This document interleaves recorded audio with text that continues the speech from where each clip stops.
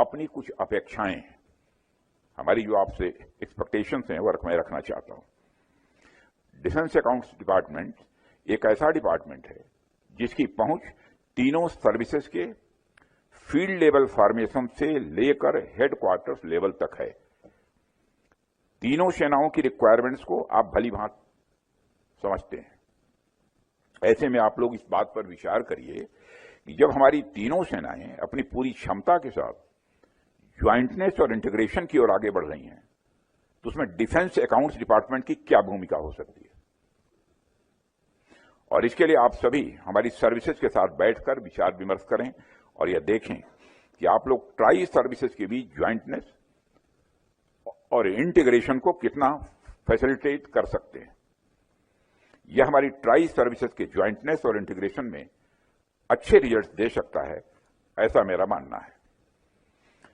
साथियों, जैसा कि आप सभी को मालूम है कि नेशनल सिक्योरिटी एनवायरनमेंट बहुत ही डायनेमिक है और इस सिक्योरिटी एनवायरनमेंट में जरूरतें बहुत तेजी से बदलती हैं और नई जरूरतें भी पैदा होती हैं। इसलिए जरूरी हो जाता है कि डिफेंस प्रोक्योरमेंट, चाहे वह कैपिटल प्रोक्योरमेंट हो या रेवेन्यू प्रोक्योरमेंट हो, वह तेजी से होना चाहिए।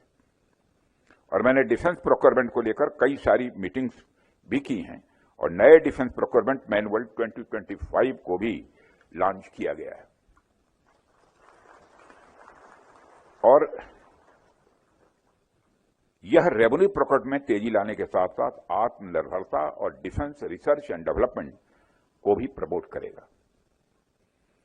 साथियों, इसी तरह से कैपिटल प्रोक्योरमेंट में भी तेजी लाने के लिए डीएपी रिव्यू का कार्य तेजी से चल रहा है और कार्य किया जा रहा है। लेकिन मैं समझता हूं कि सिर्फ डॉक्यूमेंट में रिवीजन करने से प्रोक्योरमेंट में तेजी नहीं आएगी। हम सभी को एक सेंस ऑफ अर्जेंसी के साथ काम करना पड़ेगा। और यह सब बातें मैं यहां इसलिए कह रहा हूं कि पिछले कुछ समय में हमें इमरजेंसी प्रोक्योरमेंट की जरूरत पड़ी है। ऐसे में आप लोग यह देखें और जहां जरूरत हो सर्विसेज और एक्विजिशन विंग के साथ बैठकर विचार विमर्श भी करें और प्रोविजंस को इस प्रकार स्ट्रीमलाइन करें कि आने वाले समय में इमरजेंसी प्रोक्योरमेंट की जरूरत ही न पड़े। क्या हो सकता है, आप लोग विचार करिए। मैंने एक विषय आपके सामने रख दिया। साथियों, एक और बात मैं यहां कहना चाहूं